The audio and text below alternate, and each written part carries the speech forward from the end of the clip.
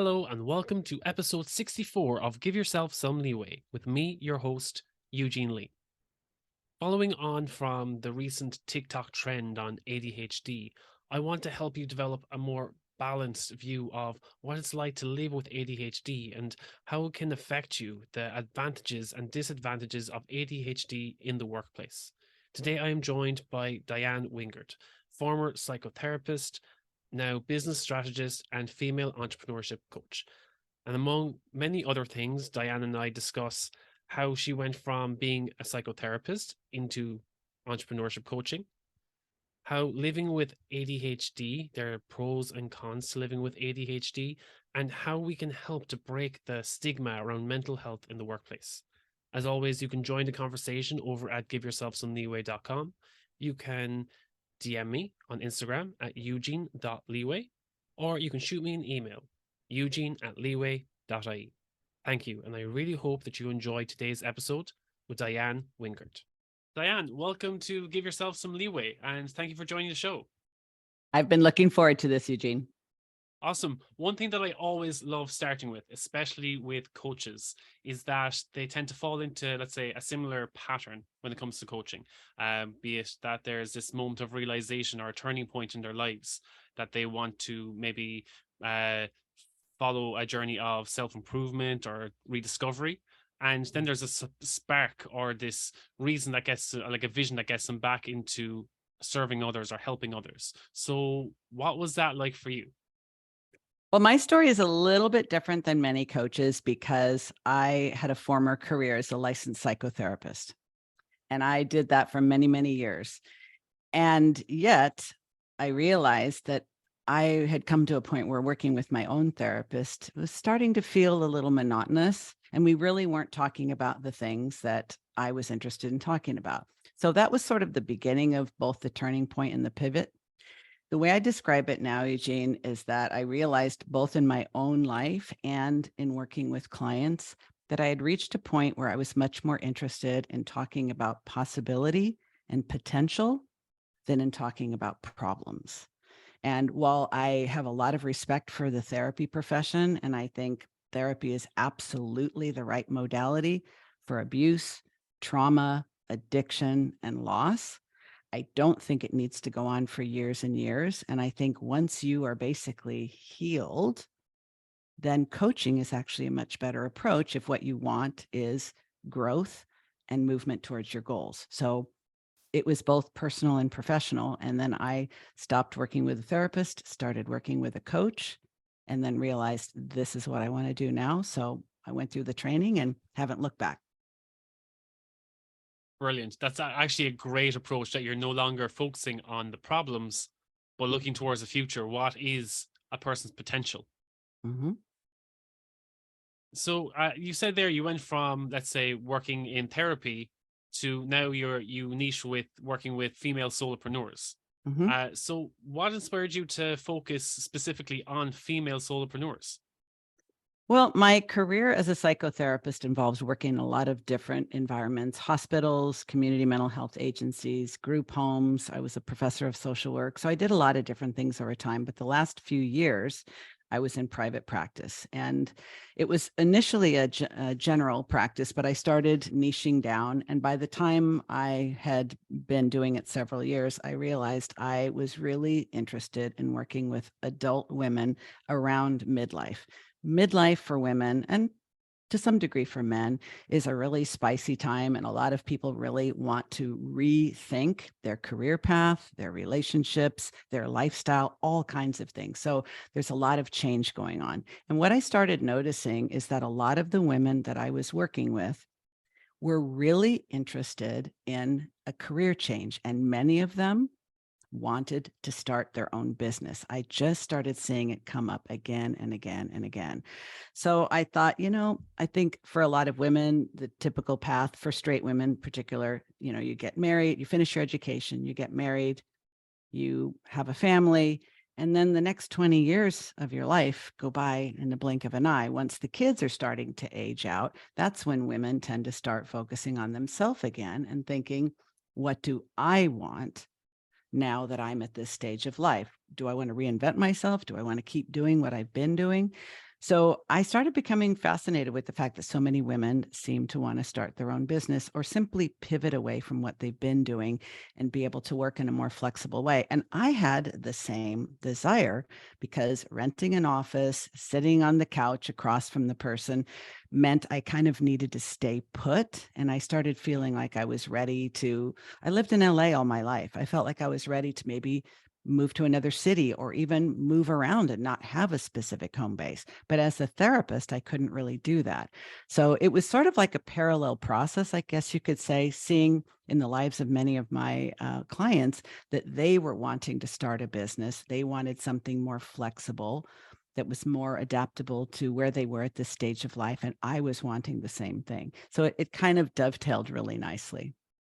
So it's kind of like almost like scratching your own itch in a way, kind of getting into that style of coaching.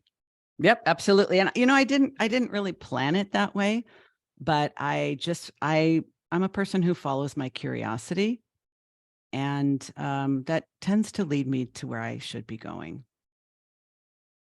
And are there any, let's say, specific challenges that you feel are definitely more, let's say, specific to female solopreneurs, let's say, as opposed to other entrepreneurs? Yep. I work with people of all genders. That's a question that comes up a lot.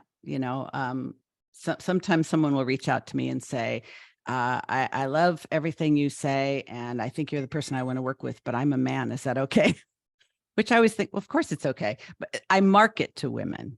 And this is part of the answer to your question, Eugene. I think in general, and I'm going to make some broad statements, and of course there are always exceptions, and I don't like stereotypes any more than you do, but in general, I think women are culturally conditioned from an early age to not make mistakes. We want to do things right. We want to do them the right way. The whole good girl syndrome. A lot of women, therefore, especially very smart women, highly educated women, the kind of women I like to work with, they strive to be A students. They want all the extracurriculars, and they work very, very hard to excel. And you would say maybe have a lot of perfectionistic traits. What I've realized over time is that when you're trying to be perfect, when you're trying to avoid making mistakes, what goes with that is a tendency to seek permission to proceed, a avoidance of risk, and attributing failure to oneself as a personal shortcoming.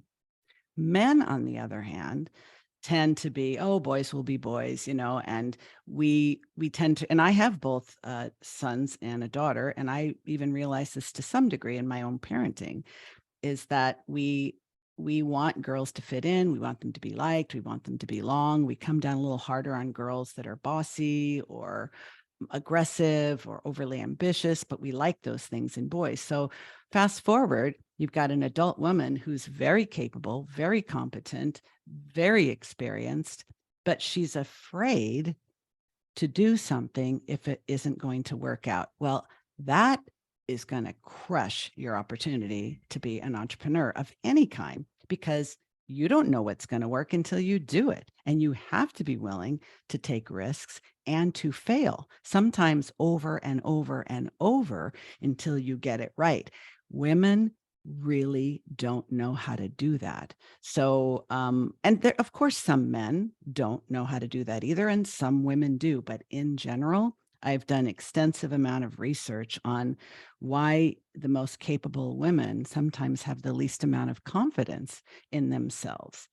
And so it kind of became a personal mission for me that I wanted to help women. If there are women who want to start their own business and they know they're very experienced and capable, but they lack the confidence because they lack experience taking risks and betting on them, that's what I wanted. That's the problem I wanted to help solve.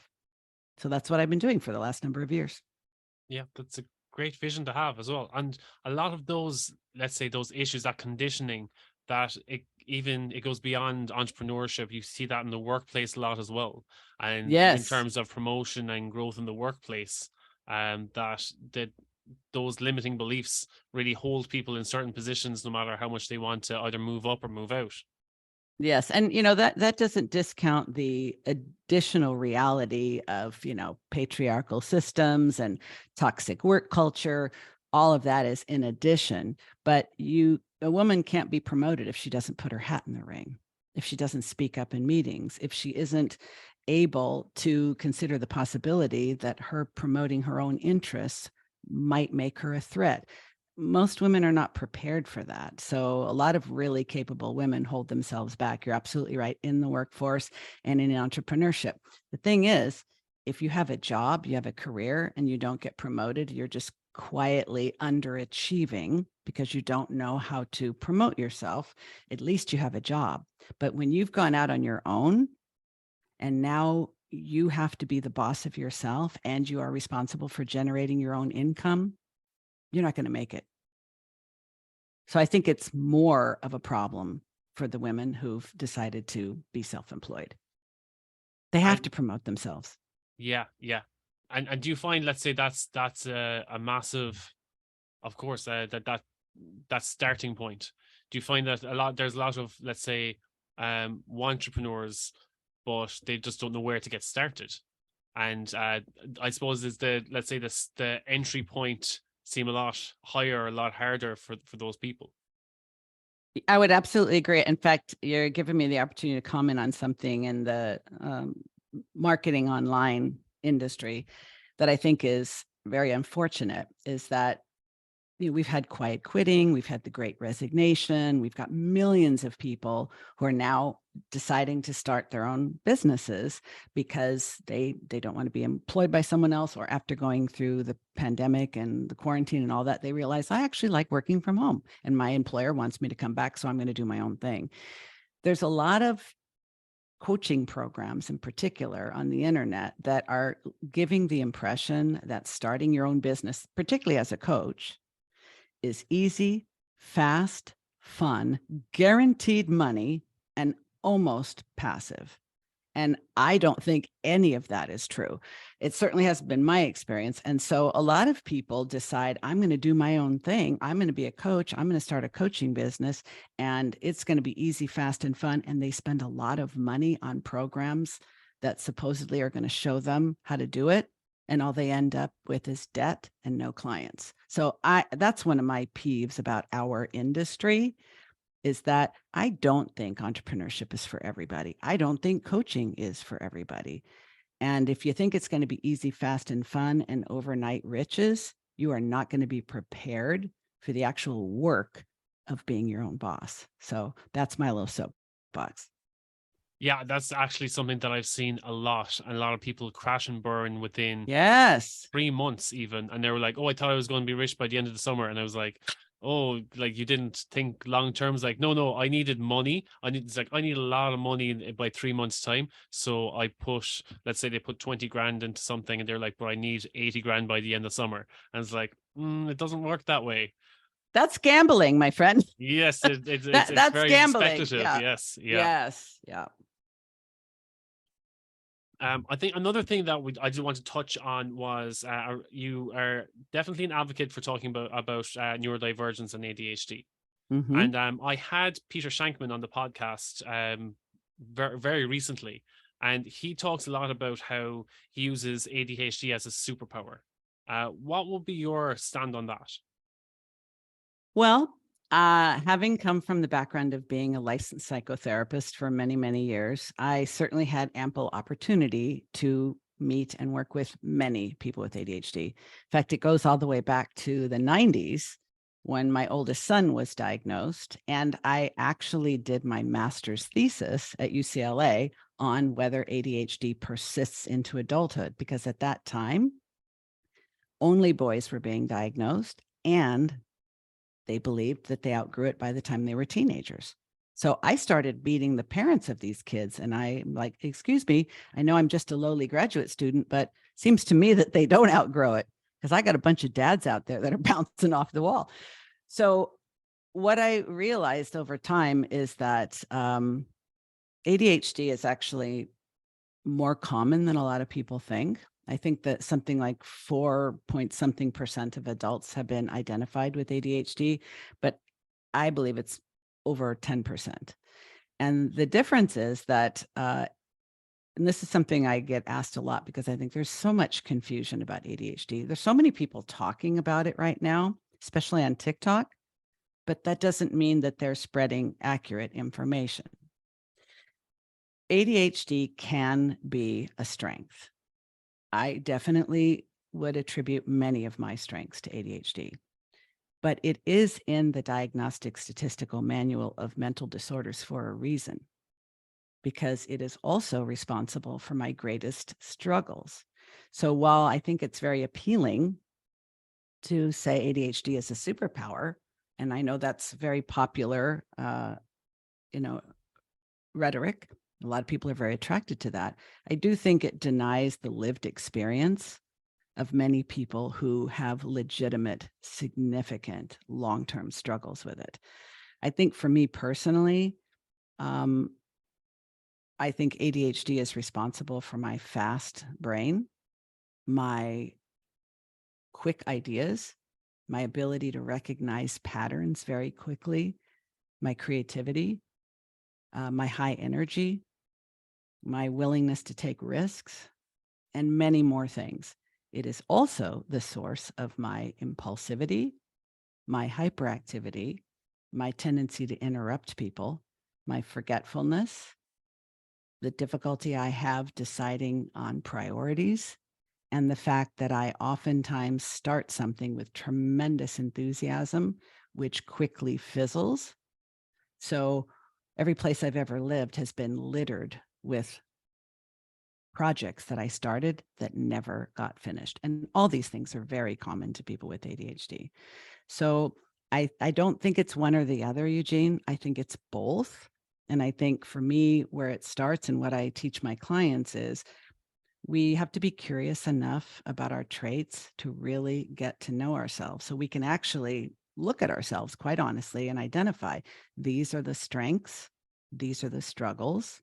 Let me see how I can leverage those strengths. But I also need to manage the struggles because they're not going away. And if we don't manage them, they will affect the lives of the people around us. Just ask them. I think one analogy that comes to mind there, and you can agree with it or disagree with it, but what literally came to mind as you were describing your ADHD was that Uncle Ben quote from Spider-Man: "With great power comes great responsibility." And yes, you have all the positives that ADHD brings you, the faster thinking, faster being creative and everything, but you also have to take into consideration there are downsides to having that superpower.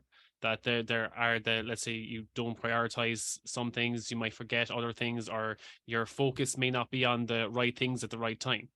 Yes. And that's why when people think, well, okay, I just got to get a diagnosis and I just got to get some medication and then I'm going to be cured, I'm going to be fixed and everything's going to be great. Listen, let me be the first one to tell you, here's the deal about medication, which by the way, I take.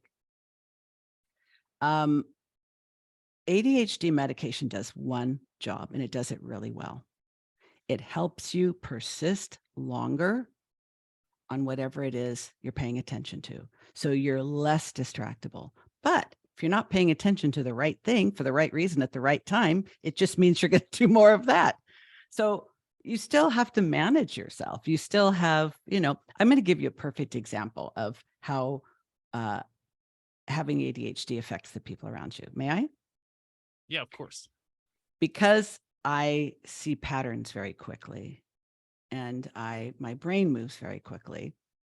There came a point where my own children didn't want to go to the movies with me because I love trying to figure out what's happening with the plot, and especially if it's a mystery or something like that. So I'm like watching and figuring things out, and then I would just blurt something out. Oh, I bet he's going to say this, or oh, it's going to happen next.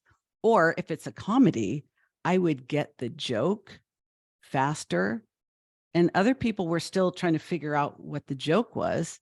And I'm laughing my head off really loud. And they're like, Mom, you not only ruined it for us, look at everybody in the row looking at you.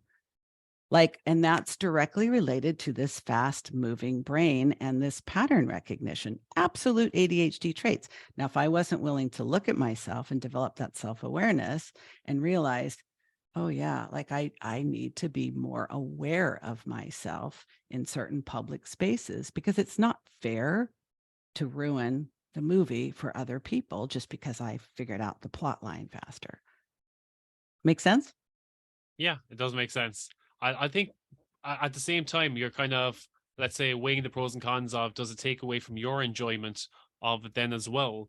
Like, yes, you do have to take consideration of others that they enjoy it as well.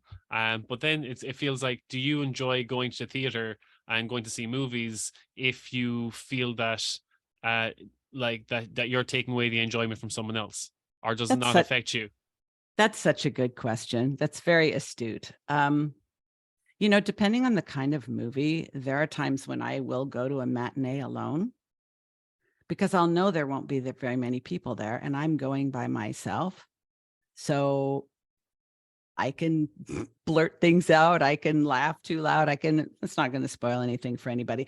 You know, um, there are times when I feel like being my full self is too much for some people. I even have a t-shirt that I like to wear that says, "You may be too much for some people. They're not your people." But if you're too much for everybody, everywhere you go all the time, that's a you problem, not a them problem. So sometimes we do need to, I like to say, curb your enthusiasm, because sometimes I can be just a little overly excitable and that can come across just too much for people. So, I have curated my friend list over time because if I'm always too much for somebody, we're not going to have a good friendship. I actually love what you said there, especially about the movie theaters, because that's something I have definitely noticed, especially during my college years, is that we go to a matinee show and there'd always be a few people who come in on their own and they'd sit in separate rows and they'd all be scattered across the front. And you'd be like, why are they all coming in on their own to come see a movie? And they'd be like, oh, I would not find a friend to come with.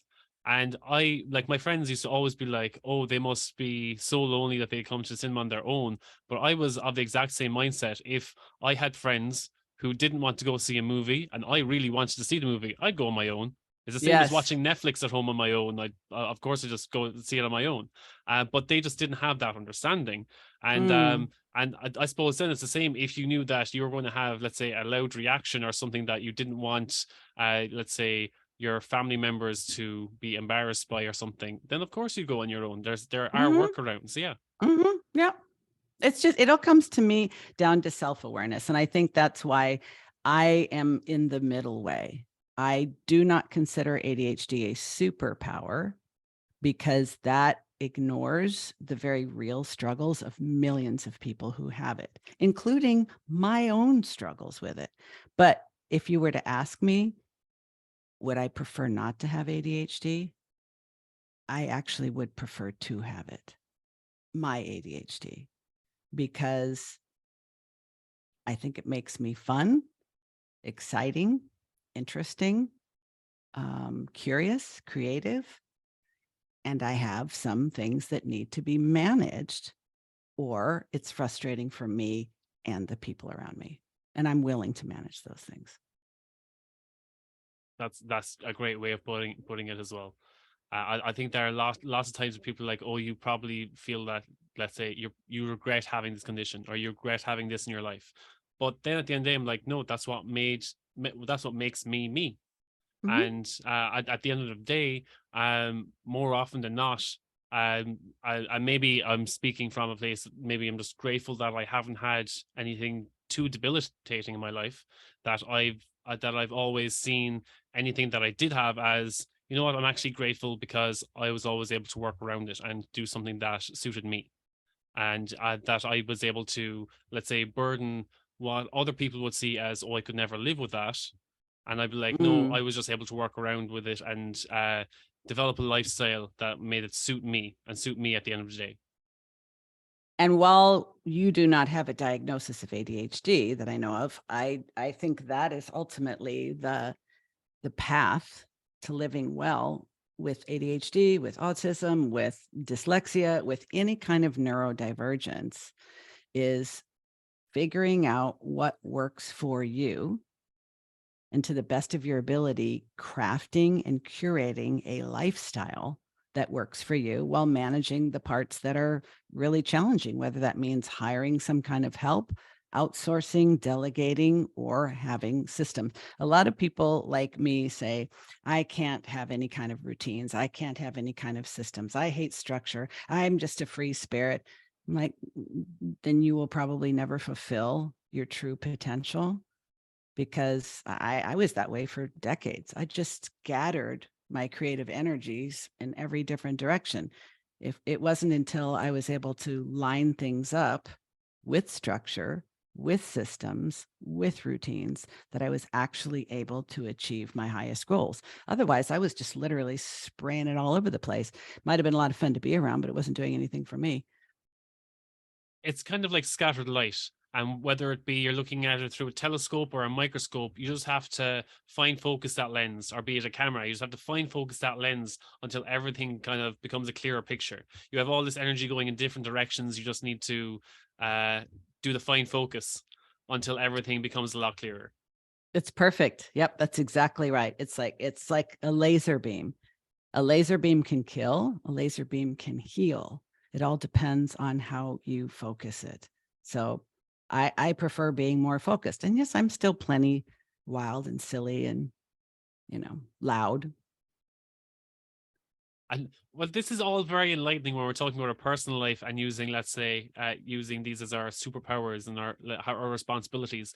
But when it comes to the workplace, it can be a very difficult conversation to have, especially when it Yes. comes to talking about mental health. This is something that um, I've come across a lot in the past, where people aren't comfortable talking about your mental health. They're not comfortable with you talking about your mental health because it makes them feel uncomfortable, and they're like, oh, I'd rather not have that conversation.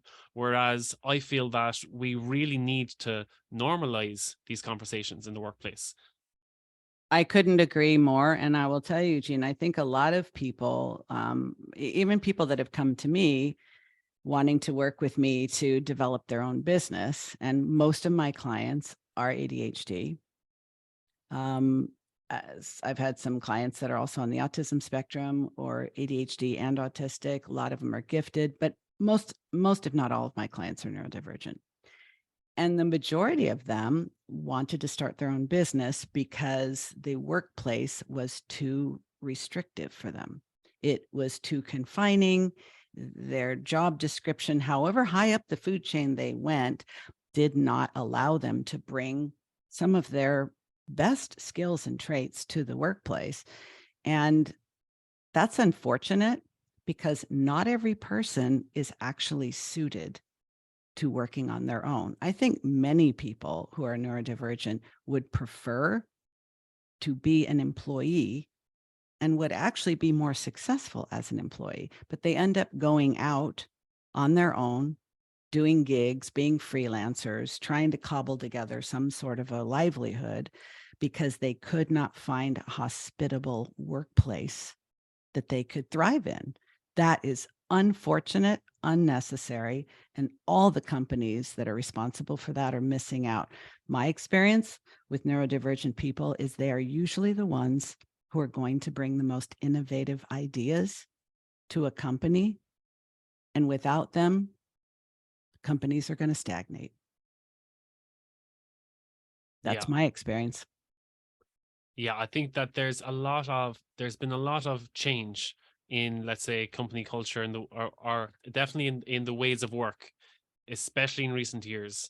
And Yes. there's a lot of, let's say, more established organizations, especially the big organizations, that it's harder for them to change with the times.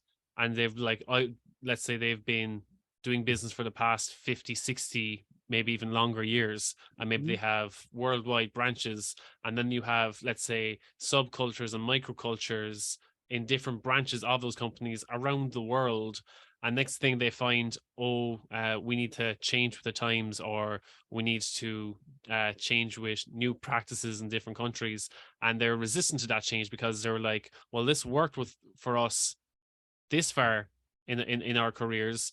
Let's keep on pushing the needle as far and as long as possible until it all comes crashing down. Then let's reevaluate. And it's about how do you break that mindset, or how do you try to kind of weave into that and be like, how about we make small micro changes, let's say little micro fractures in the system over time, and somehow kind of meld it in a different direction and make it a bit more malleable? I would agree with you 100%. And I think a lot of workplace cultures, just talking about the issue of mental health, mental disorders, mental conditions. I mean, ADHD is not a mental illness. It is a mental disorder, if you will. It's right there in the title. But I just think of it as a difference. And even if what is going on in the workplace worked in the past, it's probably not working as well as it used to, because it's undeniable that our culture has changed quite dramatically in the last several decades, and it's going to continue to change.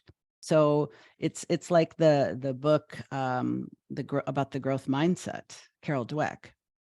You can resist, you can resent, you can deny, but sooner or later, every industry is going to be disrupted and changed. It's just a matter of how long it takes and how much of a struggle it's going to be. Not all systems have to be disrupted, but many of them do. And I think more people my age need to partner with more people your age to see the value in that instead of being threatened by it. You know, what worked then worked, but why not have a conversation about what might work now and create experiments, test it out, scientific way, right? Just, well, we don't know if this is going to work or not. Let's do a little experiment for 6 weeks. Who wants to get involved with this project? And then we'll see. That way you don't have to defend your claim that we've always done it this way and this is how it has to stay. Like, what's the harm in an experiment? But not every work culture is open to that. And unfortunately, some of them are going to have to be forced to be, which is unfortunate. Yeah, like I think there's it's trying to, that let's say the older generations who are, let's say they find one job for, and they stay in that job for 40 years and that's the way it is. I think that definitely people my age especially have that conversation a lot with their parents, and it's that if they were to land a good job, or they go through school, they go through college, and they finally land a big job, but they find, oh, this is drained the life out of me. And okay, maybe I trained to be a doctor, but by the time you get out of med school or whatever, you're like, oh, I just want to be a dog sitter, and that's my true calling. And they're like, oh, you can't, you've gone through all this trouble, all this years of training, and now you've got the job. This is the job you're meant to be doing for the next 40 years so that you can buy a house and retire and then settle on your dog business. And it's like, why not do it now? And there's just that, it's trying to have that mindset shift with that generation. How do you even have that conversation? And it's kind of like, sometimes it feels like you're beating off a brick wall, or bouncing a ball off a brick wall, that none of it's going in. No matter how much you try, they're just so, let's say, steadfast with their beliefs. And let's say we can be steadfast with our beliefs too, that yes, we are open to change. And then they're like, oh, but this is what we've always known. You know what? I don't have that conversation with my kids, because even though I'm part of the older generation, technically, I have had 4 careers and I was successful in each of them. But as a person who's neurodivergent, I happen to be both gifted and ADHD. I will stay in something until I feel that I've mastered it to my satisfaction. Not that there's nothing more to learn, but I've mastered it to my satisfaction and I feel complete with it. And now I'm curious about something else. Now, if I would have forced myself to stay in that path that I have now outgrown, I won't be happy. I might even get depressed. So I have realized for myself and for many other neurodivergent people, instead of what I call pick and stick, what you're expressing, you find your path, you pick it, and then you stick with it till death do you part. I believe that I am on the path of continuous personal evolution. It took me a while to realize that and to stop shaming myself and blaming myself for reinventing myself in several different careers because I didn't see anyone else my age doing that. I now have come to understand that is largely connected to being neurodivergent. Like, I don't think I can pick and stick. And if I had tried, I would have probably been miserable. I need to continue to evolve. Yes, it does mean there's the pain and the loss, the discomfort, the financial reverse of starting over. But for me, this is the better path because I have enough creativity and energy to start over again and again. I'm probably in my last career, but you never know. Yeah, I think definitely where you're coming from, definitely your kids are blessed to have someone like you that you're coming from, not that pick and stick mindset. You have that experience where you made those career changes. Mm-hmm. Whereas I feel that, let's say, definitely my parents' generation, they got one job and they stuck with that job for 40 years. And they think that that's the most secure way forward, Mm-hmm. that you're meant to stick with one job, never leave that job, never putting yourself in a position where you could put that job at risk by looking for another job somewhere else, or uh, God forbid, a career change. It's trying to help them to shift that mindset and be like, you know what, there's actually, maybe there's more opportunity out there nowadays. And maybe even for themselves, that in your 40s and 50s, 60s, you could do a career change too. That's more Absolutely. aligned. Exactly. Yeah, and I think a lot of people who end up, they've done the pick and stick, they've stuck with something for 40 years. Now they finally get to the point where they get to retire and they don't know what to do with themselves because they never really planned for life beyond just getting to the finish line. That does not sound like a career to me, Eugene. That sounds like a life sentence. And I have zero interest in that. So I think, what I wanted to come back to something we said a couple minutes ago. So I don't know if I fully responded to it. I do think it is scary for most people to acknowledge that they have a mental health condition of any kind, disorder, disease, in the workplace, because if you're dealing with a culture that just doesn't want to know, like, we just want you to come here and do your freaking work. We don't want to know about your personal life. We don't even want to think that you have one. You're here for a purpose. Just do that and just keep the rest of that stuff to yourself. I don't think there are going to be very many millennials, and certainly not generations younger than the millennials, who are going to stick around for that. They're going to find some other way to support themselves. So I think it's just a matter of time, but there are laws in place. I'm not so sure in Ireland, but here in the States, I do believe we are going to see a lot more changes in the laws around protection for people who are different in any way. Because if you think about it, whether it's because you have a mental condition, or you're gay, or you are a person of color, or you have a physical disability, we don't like people that are different. It's very clear. So we make them uncomfortable. We make them feel unwelcome. We make them feel there's something wrong with them. They're not as good as people who are more mainstream. And I do see evidence that that's changing. And I hope that it's going to be changing in my lifetime, but it certainly will change in yours, because the percentage of people who have a mental health condition is really high. I mean, I happen to know, because I work with a lot of women in their 40s and 50s, something like 40 something percent of women over 40 are on antidepressants. Now, in order to get a prescription for an antidepressant here in the States, you have to be diagnosed with a mental disorder. So, do we all have mental disorders? Maybe. And if that's the case, why do we still have stigma? You see, it makes no sense. It's illogical. And to punish people for talking about that in the workplace, we're just going back to the 1950s, when half the housewives were addicted to Valium and day drinking, but nobody talked about it. It's not like we can go back to the good old days. The good old days weren't any gooder than the days we are in now. It's just that people weren't being honest. And I think it's healthy that we're pushing for honesty and for safe spaces for people to be exactly who they are, no more, no less. Yeah, I think it's people, again, getting people to have the conversations.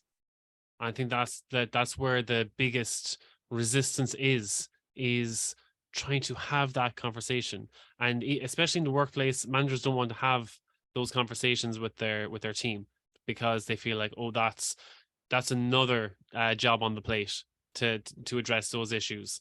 And again, that maybe that's a debate for another day, or a discussion for another day. But again, it's trying to normalize having those conversations between teams and between team members as well.